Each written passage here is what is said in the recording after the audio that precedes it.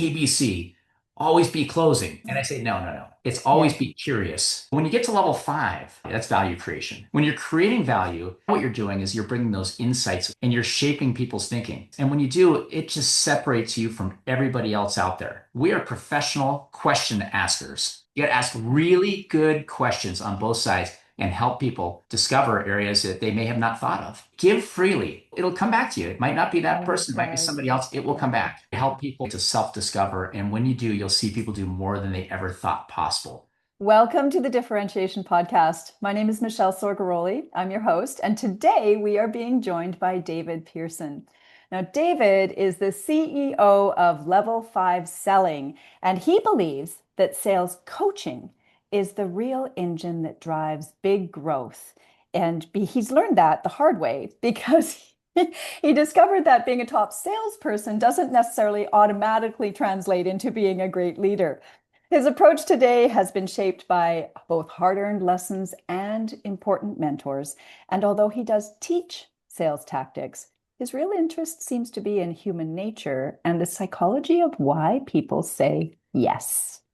Today, he's now on a mission to help sales leaders become masterful, purposeful coaches so that their teams can achieve results well beyond what they thought might be possible. David, I'm really excited to have you join us today. Thank you. Thank you, Michelle. What a nice intro. I appreciate that. Oh, you're so welcome. I'm excited about this. We have lots of really interesting threads that we get to explore today. So I'm excited about where our conversation is going to go. To start, I'm going to take you right back to the beginning. So I noticed that I correctly, if I'm right, you did your degree in sales or speech communications and a bachelor's of business, right? That's correct. Okay. So I want to lean into the speech communication piece. I'm really curious about that. What inspired you to pursue that focus? Well, what a story. I first went to college and did not know what I wanted to do. And Nice. I was there for either a semester or two semesters, and I left. And I went to work for a company, Okay. went into sales with actually McCaw Cellular, which became AT&T Wireless later. Nice. And it was back in the early days when phones were, you just had to go sell them to people. They didn't come buy them. It was great, made a lot of money. My Hmm. parents thought I would never go back to school again. They were really worried because I was making so much money doing what I was doing. Uh, and I went to a What lot of happened? training. My company put me through training. And in fact, my first training Mm, was Achieve Global Learning International at the time. It was professional selling skills. I loved it. And it made yeah. such a difference for me in the beginning. And I thought to myself, I'd like to do this sometime in the future. It was in the back of my mind. You know what? I just want to highlight the importance of training there. The high value training is what ignited that curiosity, and it probably gave you a sense of competency as well, right? It did. Yeah. Well, I Right out didn't the know anything. gates. I just needed to go Yeah. out there and I realized that my job was not to sell anything. It was just to help people. And that's what I ended up Mm. doing. So there was a point where I decided that I needed to go back to school. Mm. And there was actually a job I really wanted in the company, and they didn't give it to me because I didn't have a degree. And they said, you are fully qualified to do this, but we're not going to give it to you unless you get your degree. And we'll pay for it. Oh. Well, I decided to leave the company, Oh. went back to school and got my degree, and I decided to go into speech communications because ultimately I wanted to go into that type of business to train and develop.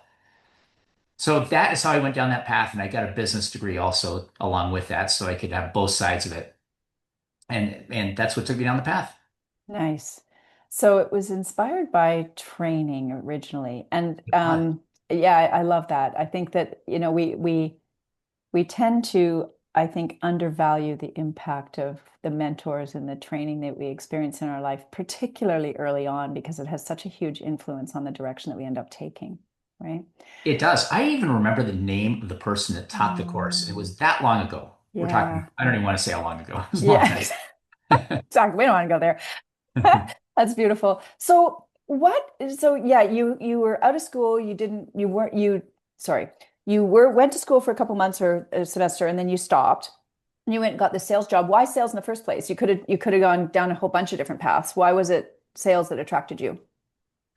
Well, I like people.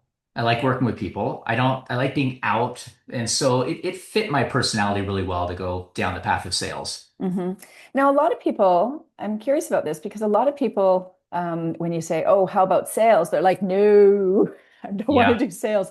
So, what was it about your mindset around sales that allowed you to pursue it with a positive frame, Well, I hear people say that all the time, including right? my daughter who's in college right now.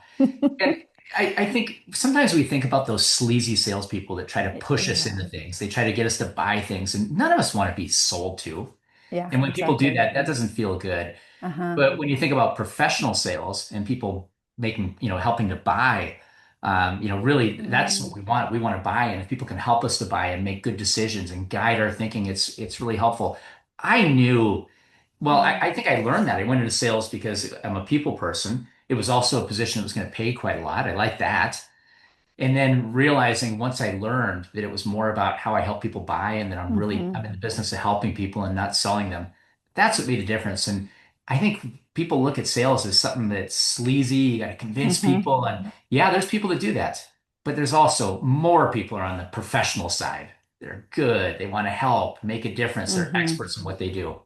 I really think that's the big difference though too, isn't it? When you see really high performers in sales, especially, their orientation is always around helping people, as opposed to pushing something on them or influencing a decision that may not be right for them.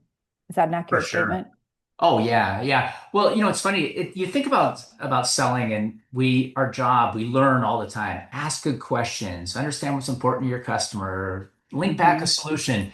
You do that. But those that really perform at the highest level, and that's good.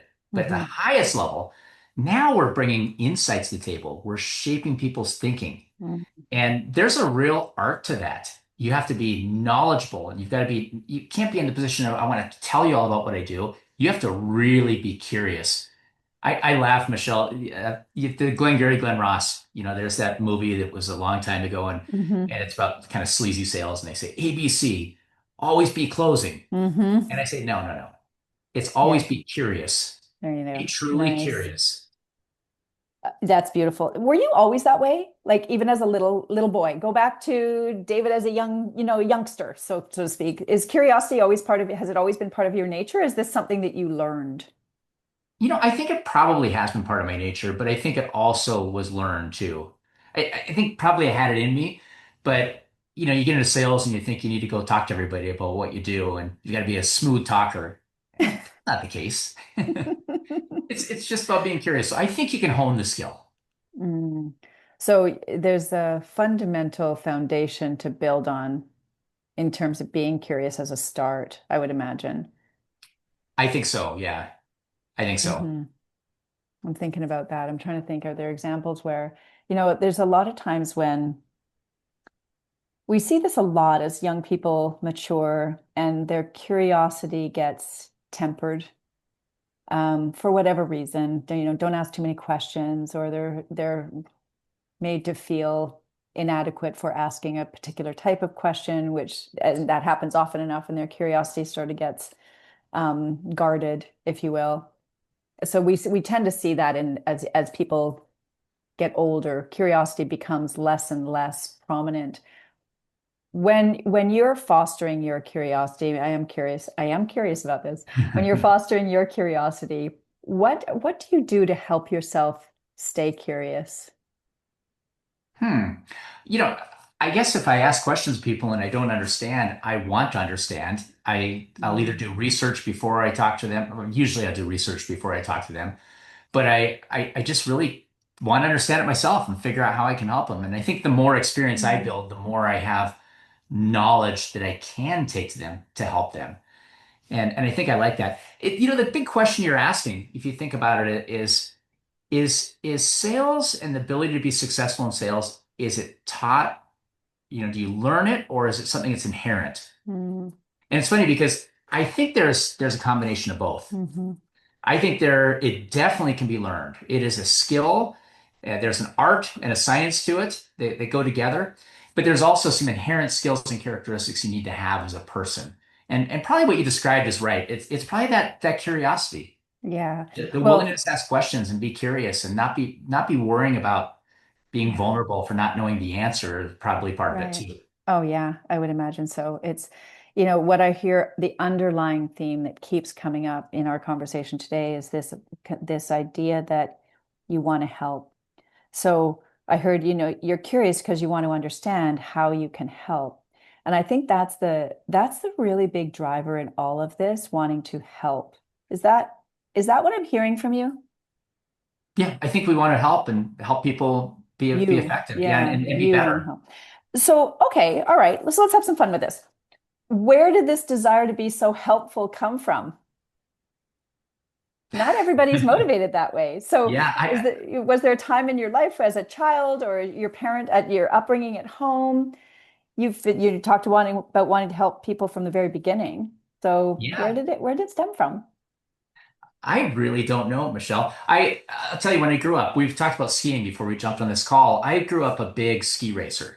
Okay. And in fact, I Mm, skied 6 days a week all through high school and into college. And I had a nice. coach. So I would get up early in the morning and start school early and leave at about 11:15 and ski and race all afternoon.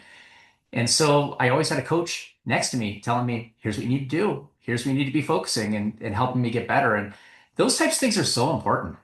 Oh my gosh, isn't I it? think I think back, there was somebody that when my first job after I got out of college was with Miller Hyman. And Miller Hyman's a big sales consulting firm, sales training firm. Hmm. It's where I wanted to go, and it ended up being they happened to be located in the city where I lived, which was crazy. But I went to work for them. They had somebody that they had work with me, a guy by the name of Doug Waking. I haven't seen Doug in a long time, but I'll tell you what Doug did. Every single day, everything I did, at the end of the day, he reviewed all my call notes and coached me and told me what I did well and what I could have done differently on every single one. And he did it for probably a few months. It was that significant. And I Wow. just made it, I had fun with it, trying to figure out how to get better and better and better. And I don't know if he has any idea what a difference he made in doing that. Yeah. Yeah. So you personally have had some very pronounced experiences of coaching. Right when you straight out of your very first opportunity in sales, where you were being trained and had some coaching there, and then before that, the racing and being so attuned to the impact that a coach can have on the performance that you have, right? Right. And getting me to do more than I ever Hmm. thought possible by challenging me and pushing Yeah. me. And Yeah. so maybe that led to that curiosity question. What would make me curious and wanting to help other people? Well, Right. these people made a big difference for me in my life. Exactly. That's the piece that I'm picking up on is that you had some really powerful, acute moments where you experienced yourself as a higher performer, including with your Doug Waking, I think you said, who coached you every day for several months by Every reviewing your day. notes. Yeah. The impact of that is, I would think as a young person would be very pronounced because they're predominantly unusual experiences. Some people have similar experiences, but I would suggest that it's more rare than common. Oh, I think it is rare for sure. Hmm. And Hmm. at a time that was is shaping me. I Exactly. wasn't already baked and you're trying to figure out how to change things. It's shaping me from the very beginning, and I'm Exactly. very thankful for that. Right? Yeah. So, yeah, that's a big one. So, I can see now why not just sales training, you've been very explicit about sales coaching, coaching leaders to help their teams perform. Well, of course, you had that experience Yeah. yourself. So, you know exactly what's possible and what that means. Tell me, so let's jump forward. You had a few positions in sales after your first opportunity, straight out of school, right? After university. After university, yeah. Well, I spent 11 years with Miller Hyman. Okay. Went from a sales guy up to leading the sales team and leading the sales channel for the organization. We grew a lot, grew international, did a lot of work on that too. Nice. And then left and went to another company that was a staffing firm and went to be the head of sales of their skilled trade staffing firm. So about 100 offices and 100 salespeople around the country. And it was just a chance for me to take everything I had done and take it out of that industry into something different. And that was fun. And then that moved me up to we bought other companies. It was a company. a publicly held company that owned a number of other companies. We bought a company up in Chicago that was an aviation staffing firm. And they said, "Hey, would you be willing to go up and be president of this business in Chicago?" And probably a longer story than we have here, but it had all the makings of failure because a Hmm. bunch of people were leaving and it could have gone wrong. But we moved and took a chance on it, and it went really, really well, thankfully. It was a great company, and the people that had it before did a great job. But did that, and then that moved me after doing really well at that. I got asked to move up to Seattle to take over sales for all of the parent company, all the different companies. And that was a fun move. So those are some of the things that led up, and then Hmm. before coming to where I am today. And I also went to Vistage, which in Canada Oh was yeah. tech. We Hmm. talked about Hmm. that, which is all Hmm. about CEOs and how peer advisory groups and how you can help CEOs to really perform at their very best. So as chief operating officer there, Yeah. and I started my business. So that's like a whole lead up to kind of getting into Right, where you what are I'm doing now. now. And there was I caught the staffing firm, which feels a little different from the other organizations that you were working with thematically in terms of human nature. With staffing, you're dealing with, and recruitment, you're dealing with a lot more human dynamic and human placement, if you will. Understanding people is what I'm getting at. What was the learning that you experienced there that you think has carried through to your career now? Well, I'll tell you, and staffing's a lot of fun. I say you either love staffing or you don't. Hmm. There's no Okay. in I between haven't heard that before. because it is people. Yeah. Your product are people, and it takes somebody else, a recruiter, to help find those people too. So Hmm. you're selling and recruiting, and so Yeah. I think it's a lot of fun, but it's about understanding what's important to your customer and really helping guide them because getting for a lot of companies, getting people is and the right people is one of the biggest drivers of their success. And if we can help them to do that, we can make a really big difference for them. One thing Right. I loved about staffing is that the your customers will make a decision. In my business, no decision is a decision, right? They can Right. decide not to do anything. In that Yeah. business, they will make a decision. All I have to do is beat everybody else and do a better job at understanding and delivering. And that's easier. Interesting. I Yeah. enjoyed that. Yeah. What gets people to say yes? Right. To help them understand and help them, right? Understand and help them. And in Yeah. that situation, interesting, I would imagine just putting myself in those shoes with that kind of experience, knowing you're going to get a decision, you're much more attuned because every single contract or engagement, if you will, every single project, human project, there's going to be a decision. So you know clearly whether you're getting a yes or a no, where sometimes there's in other businesses, you might not get a decision at all. It might just be neutral, which I guess is in a sense a no, but this was much more definitive. It is. It's really different, right? They will Hmm. make that decision. I love that. Yeah, well, the thing I'm thinking is, I would imagine that you honed some skills getting because you were so close to a decision. The decisions happened every time.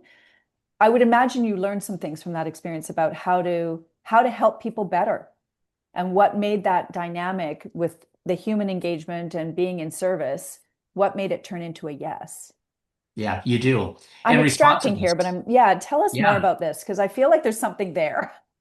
there is. Well, yeah, I mean, decisions are made quickly in staffing. And I used Mm, to joke that we did when I led sales for True Blue was the company, $2.7 billion in sales.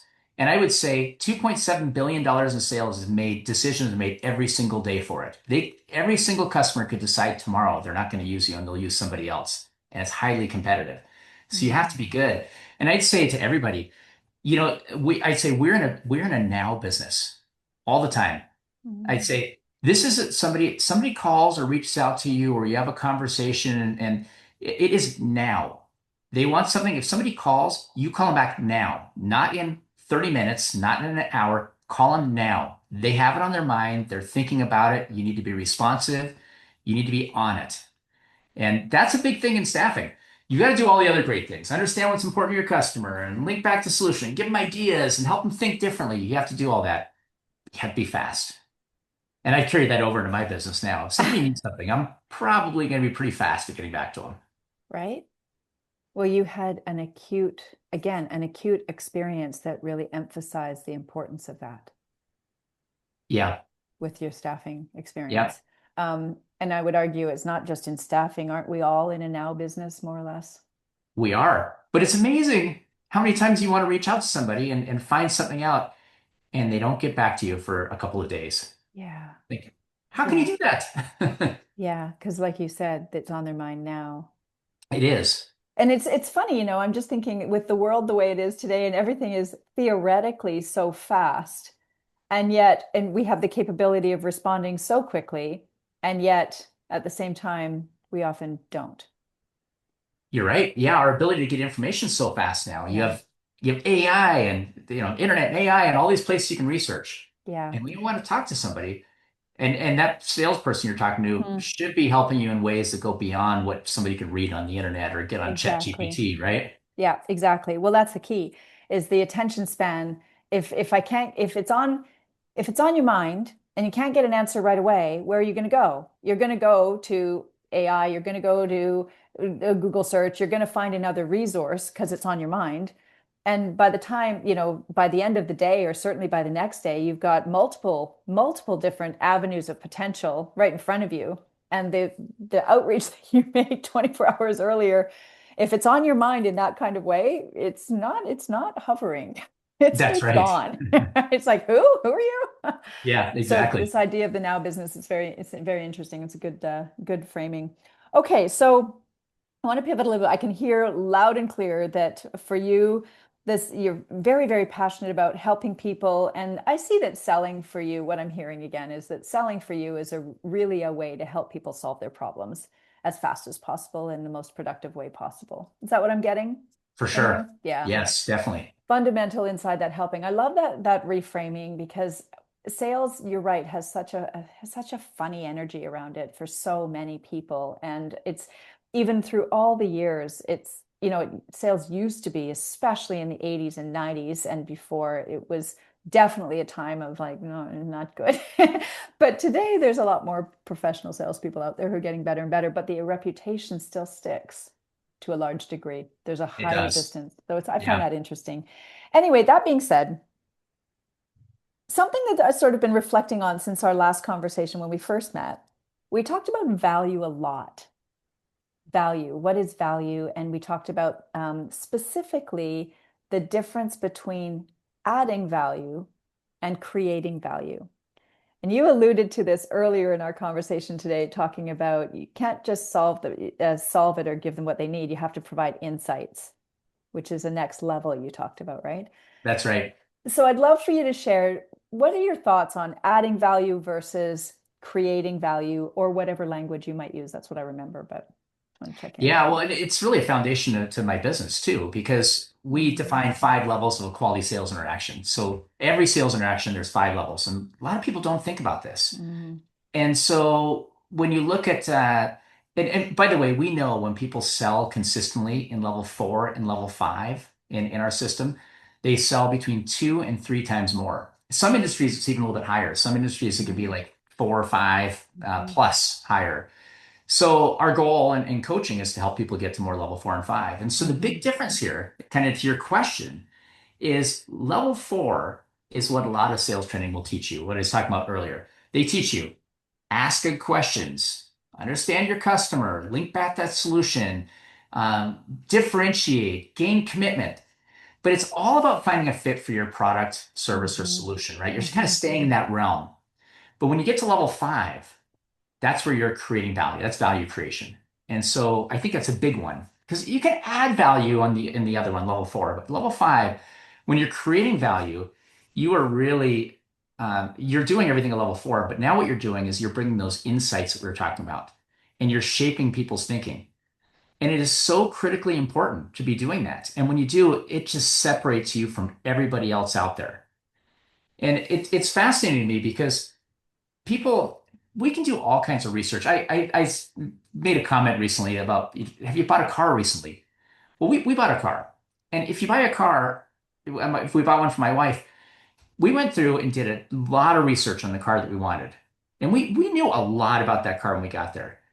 I'll tell you this, we knew more about that car when we got there than the salesperson because I asked the salesperson a question and got a wrong answer. And Wow. like, I don't think that's right. and he Yeah. still had the wrong answer. That's the deal. Yeah. People, when they want to make a buying decision, have done a ton of research already. So Mm-hmm. what value do Mm-hmm. we bring? We have to bring ideas and thoughts. And I think what we underestimate as salespeople Mm-hmm. is how much knowledge that we build doing what we do. Because if I'm working with a customer, I know what's going on in their world, but I also know what's going on in everybody else's world in the same little niche, right? All over the Mm-hmm. place. And I'm not going to go and say, hey, Michelle, let me tell you what your competitor is doing over here. No, Mm-hmm. but all that knowledge I have, think of Yeah. all the things I can bring to you to help shape what you're thinking. Have you thought about this? What are you experiencing here? Mm-hmm. All the research I can do ahead of time is just amazing to help me have those types of conversations. When we get there and we add value in that way, we're golden, right?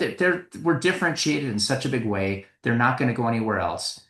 And it's a real there's a lot to getting there Mm-hmm. and being there, Mm-hmm. but we have to be intentional about how we do it. Mm-hmm. Exactly. I love that, shaping people's thinking. And I think what I'm hearing is not just to nuance it further. I'm not hearing shaping from the perspective of influence. It's more shaping from the perspective of expansion, Expansion for sure. right? Yeah. So influence, I feel like influence, if you're shaping their thinking towards your desired outcome, that would be the influence I'm talking about, where you're trying to influence their thinking to come to your conclusion.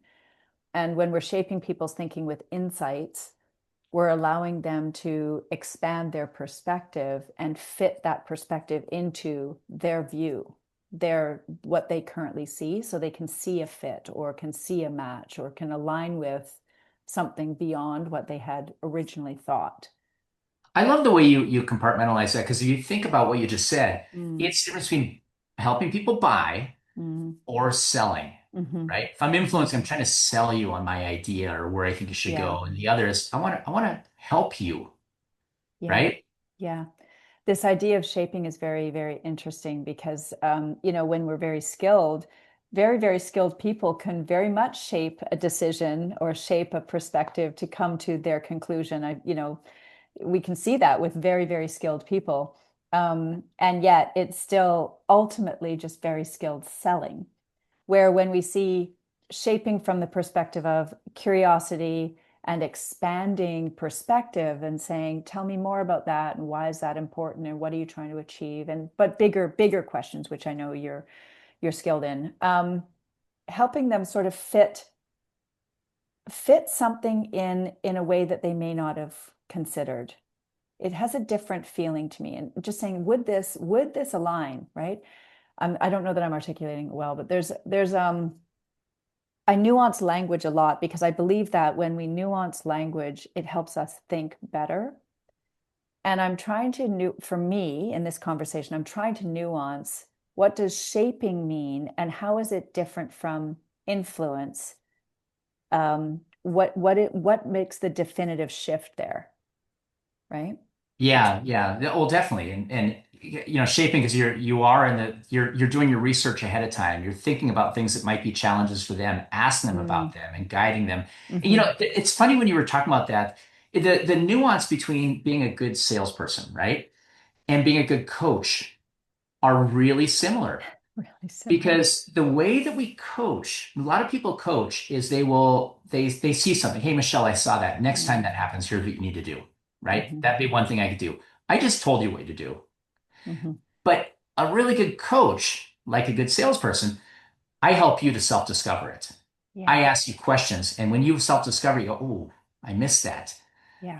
I don't want that to happen again." And so you will take ownership of it, and you'll get better so much faster. It's the same type of thing. It's about hmm we are professional as a salesperson and as a coach.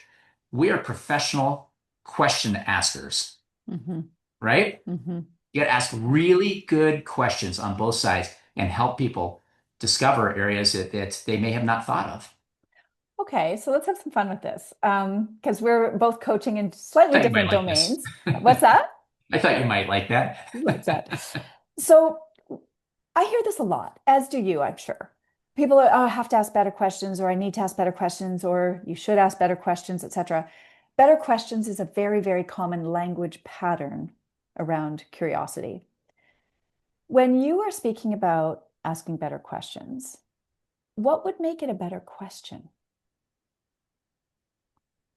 Well, I guess it depends on what it is. Hmm. If I'm with a customer and I do a bunch of research on that particular customer and I understand what's happening from a higher level, higher perspective, it'll allow me to ask better questions. So, for example, maybe I'm with somebody and I'm asking a question to try to find a fit for my product. Right? Talk about that or my solution. That could be one way. Let's say I do some research and I find out what are some big things that are happening in their industry, some trends that are happening in their industry, and how could that be affecting their business? And what might be the CEO be have on their if they're thinking about that they're trying to make happen throughout the organization? That those messages might be flowing through the organization. Hmm. And now I'm having a conversation with somebody. Think of the quality of question that I can now ask about how they are going about achieving their goals. Hmm. And what are the things that are happening in their world that are causing that? And then think about how I can help them Hmm.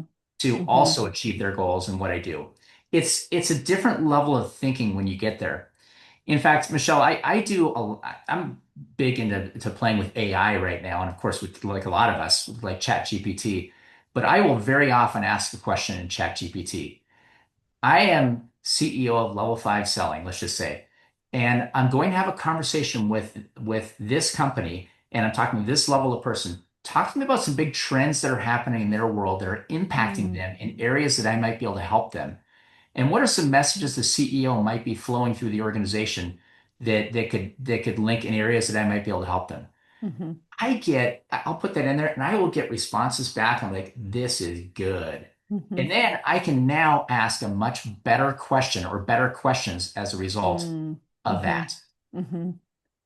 What I'm hearing is that these questions are not information based. They're around um, uh, being a better thinking partner, helping them think about their problem more thoroughly, more comprehensively from different angles. Is that right? I think that's a great way to think about it. And then I can bring my expertise in and Hmm. help them wherever I can. And by the way, if I can't help them, I'll be the first to tell them I can't help them. Right. Yeah. So what happens when you do that? And what gives you, like, a lot of people go, I can't say that. I can't say I can't help them. I might lose the deal, or I might lose my reputation. They might think less of me. There's often some stories around that, around, our self-belief, if you will. I hear this kind of thing all the time.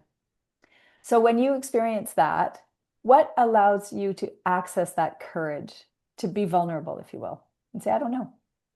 Well, and I've had it before where I'll talk to somebody and what they need is not where I'm going to be able to be the best fit for them. And I'll Hmm. tell them, hey, that's not the area that where we're the best fit for you. This is where we play.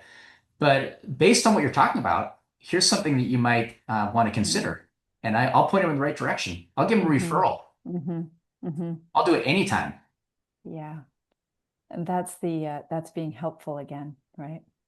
I get it is. That's There right. you go. Exactly. Well, it's an interesting one because, we often hear again, when you're in an environment where it's not a fit, we see this a lot, or I certainly see this a lot in my practice, where there's a resistance or less willingness to, it's fine if it's not a fit, but I don't want to point them to the competition, right? I don't want to send them to a better solution. And so from my perspective as well, I'm thinking, well, it comes back in spades if you're helpful, right? It doesn't matter what it looks like. As long as you help them get to where they need to go, it will serve you ultimately if you're It helpful, does. genuinely helpful. And those referrals to other resources that perhaps you have already vetted or trust to deliver a good product or result, those resources are actually a reflection of you as well in terms of your own professional standing. So if you're sending, referring out and saying, hey, you know what, I actually know someone who can help you with this, or I know a team or a group that can help you with this, why don't you go and talk to them? I know they do good work. That reflects well on you as well. It does. Well, if it was a direct competitor, then you probably could have been a fit in the first place. But you send them to somebody else, it's fine. One of our values in my company is abundance. It's abundant thinking. And Mm, the idea behind abundant thinking is give freely and it'll come back to you later. Don't worry about it. Just Mm, give freely, and we can all help each other. yeah. Was that something that you were like as a younger person, or did you develop abundance thinking, David? Years ago, I worked with a company that I now actually work with today as a partner, a Oh, company called Advantage Performance Group, and they're amazing. So they were a partner at Miller Hyman years ago. They're a partner in my company now. nice. And they have a value of abundant thinking. And ever since the beginning, and in fact, John Hoskins, who was my original partner in this business and author of the books, was the founder of Advantage Performance Group originally. So Okay. I've got a long relationship here. Wow, yeah. But you see the way that that works and how everybody jumps in and helps each other. It's not like they're saying, "What am I going to get back for that?" No. How can I help you? Because eventually, so there'll be times that you're going to help me back. Mm, And it's a network of people that perform like that. And it's really the way to go. We give freely. We will it'll come back to you. It might not be that always person, it might be does. somebody else. It will come Yeah. back. Yeah, agreed. It always does. It's like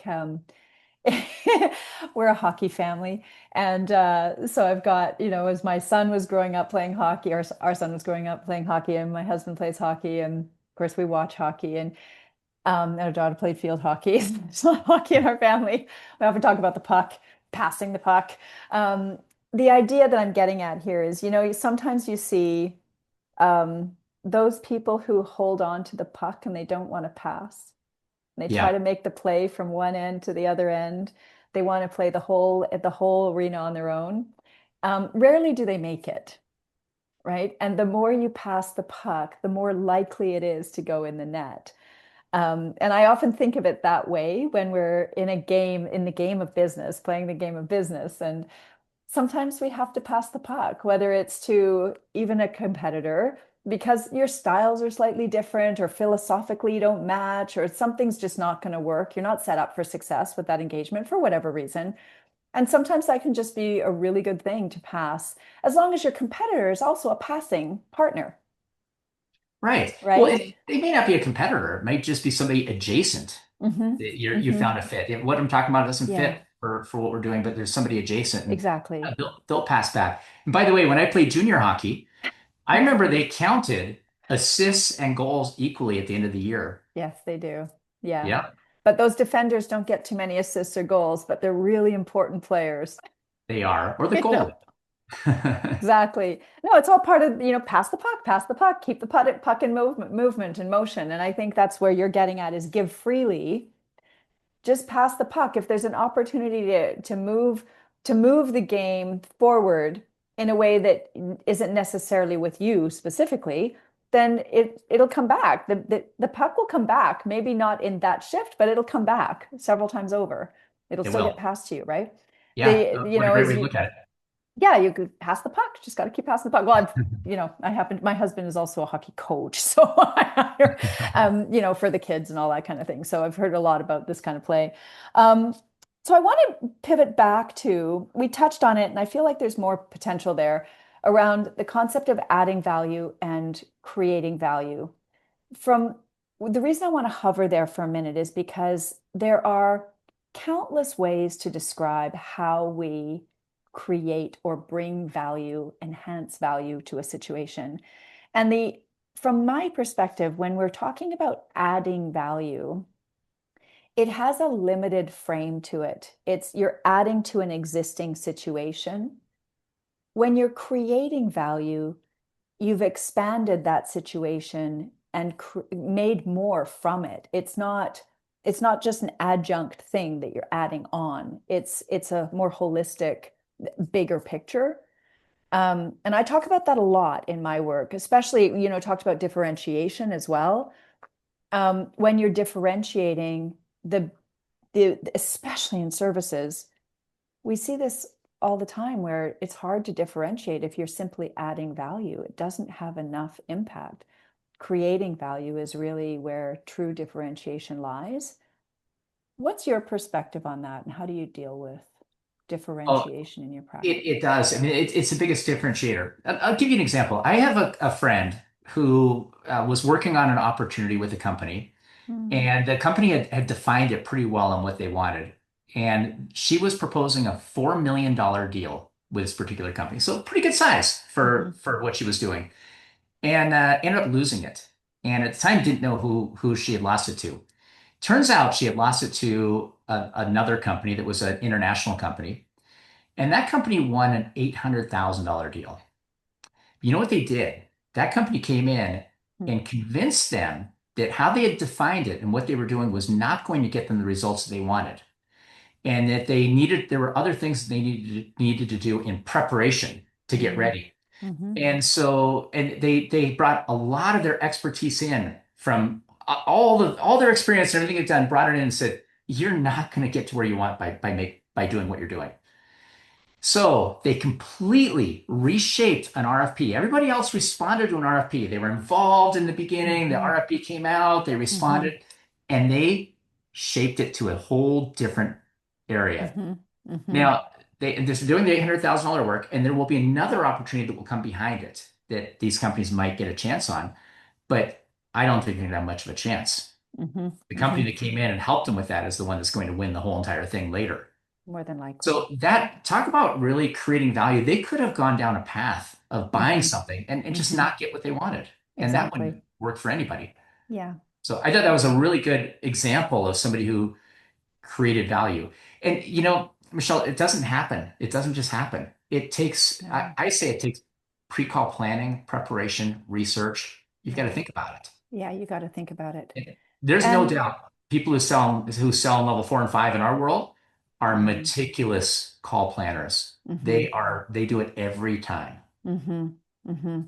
That preparation is so important because if you're not prepared, you're not able to create any value in that conversation, right? The best you can do is sort of pivot along with it, but it's going to be incredibly difficult to add meaningful value in such a way that you are shaping or creating a different perspective or um, expanded scope of the You're right. conversation itself. There's mastery in that where if you can have the best offer, you're really tying into something so interesting here. We see a lot. The client says this is what we want, and you're so lined up, and you're like, we can do that. We're set up for that. This is perfect inside our sweet spot, and they answer the call, if you will, and say, yeah, we're great, and they put their best foot forward the whole bit, but they haven't asked the questions on the other side before the client asks what inspired this need in the first place. Where did this come from before, right? Right. What's the frame around which this RFP in this case has been designed? And so few are willing to even try to gain access to that information because they're just dealing with the RFP, which is why RFP processes are so challenging They are. And because you're it's higher level view. You have to be looking yeah, at what are yeah, what are the trends that are happening in their world? How's that shaping their goals? What are their goals? What are their yeah, strategies to achieve those goals? yeah, And then then they'll create initiatives out of it, where an RFP might come out. yeah, But if you don't understand up the line what caused all exactly. that to happen, and you can ask the questions, but you can probably go find it online. You can probably Right. get a lot of information, and then you can Yeah, verify yeah, because you don't know for sure till you talk to them, but that gives you a exactly. lot of credibility. Yeah. Well, that's what you said. It's interesting just to finish up. The RFP questions are such a curious one because they're limited. They're limited in terms of don't ask questions, just send us your proposal. Yes. Let And me tell you something. Do you know mm, what my close rate is on those? mm, Take a guess what my close rate is on well, it's those. How many do you probably think I've won in my career in that, what you just described? you put me on the spot. What I would guess is probably pretty close to zero. It has nothing to do with your talent. And if you've won them, then you've done something different to get on the other side. You're right. My success rate on Mm, an RFP, where I haven't had conversations with people in the company earlier, it's zero. yeah, Zero. that Maybe is it's, my I think experience. this is one in my career. No, that's my You experience with guessed most of right. my clients. I see it's zero, and yet they put out dozens and dozens of RFPs, and it becomes a numbers game, right? Proposals to RFPs rather. They answer RFPs. It's just a numbers game, and they're putting them out and putting them out. And I think that is a lot of wasted energy, a lot of work that doesn't result in anything consequential. Instead of being able to craft an opportunity that is beautifully matched to the problem and the desired solution and the client and the values and the whole bit, instead of being able to design something that is really truly set up to be delivering results beyond expectations, beyond what you could imagine. You can't get those without having a much deeper understanding of what's happening behind the scenes that's leading to that need, right? You You're just got to right. get there. Yeah. You're That right. was beautiful. And this is, to your point, differentiation is that's where it comes from. Differentiation comes from understanding all of that so that you can stand apart from all the competitors who are answering the call of the RFP, if you will. Whether it's an RFP or otherwise, it's important to get behind and figure out what is preceding this requirement. Exactly. Right? Oh, it's Yeah. A little beautiful. bit of research goes a long way. A little bit of research goes a long way, exactly. And curiosity. David, this has been so much fun. We've talked about so many interesting themes and really just want to highlight the power that you've emphasized in terms of coaching and how the impact that that has on better performance, particularly for salespeople who are already doing great, but that just those little tweaks of someone who's helping them expand their perspective and see beyond and really notice where those gaps are. It's just lovely. And underneath it all, it's about abundance and helping people. That's what I'm hearing. That's correct. And asking great questions. Asking great questions. Yeah. Yep. Yeah. Helping people that's how we do it, right? The better the questions, the better your help can be, Well, right? that's right. You're one of the best coaches out there and one of the best question askers. So see how it works? Beautiful. Thank you. So, to finish us up today, I just want to draw on for you. You've already drawn out asking great questions. If you were to um, sort of capture something from today that really stood out for you that you would want our listeners to really remember, what might that be? Well, we talk about value creation. We talk about getting there. It requires call planning, not winging it. Mm, We don't spend very much time in sales calls in general. If you actually think about the time you spend in sales calls, uncovering some sort of gap from where you are today to where you want to be, it hmm actually is about 5 to 8% of your time statistically. It's not much time. So put some effort into planning and thinking about hmm it. hmm And I think about that. We want, as leaders, we want to get all of our salespeople doing that, right? We want hmm them to be adding value, and we know there's a lot of return there. How do we get them there? Well, that's where we think about being a great leader and a great coach. And you and I talked about earlier, as a leader, as most of us as sales leaders, we're just great salespeople, and we just became leaders. Right. And we don't even think about how to do it. There actually is a way to do it, to where you help people in the same way to self-discover. And when you do, you'll see people do more than they ever thought possible. So there was a lot there, but we want to create hmm these top leaders who can help guide salespeople hmm to be hmm value creators with their customers and truly differentiate. And I'm so much more motivated now, Michelle, and we talked about this earlier. I'm so much more motivated now, not by money, but by helping hmm people. Like, how many people can we touch? Because when we touch them, Yeah. we can make a big impact. And the more people we can touch, the better. Right. That ripple effect it's Yeah, far reaching. Yeah, I agree. The more people we touch and the more deeply we touch them, the further the ripples expand into. Yeah, that's right. amazing. I agree with you. That's beautiful. So for those who are inspired and want to find out more about level 5 selling, where might they find you, David? Well, thank you for asking that. You can find me level5selling.com, spell it five, Five. We've got a book out, Level 5 Coaching System. I wrote this with a great friend and partner I told you, Oh, John Hoskins, and he was I ended up becoming partners with him when I decided to go out on my own, but just a guru. mm, So this book is a great guide for you if you're looking to put a coaching system in place as a leader. And but if you'd like to reach out, you can also reach out to me at david@level5selling.com. Would love to talk with you. perfect. Amazing. We will make sure that those are available for people And so I'll they get know where to back find you. fast. We're in a now business. David, thank you so much for making time for us today. It's been an absolute joy. It's really inspiring hearing what your story is too. Well, what a pleasure always talking with you, Michelle. Thank you. Thank you. Bye for now. Bye.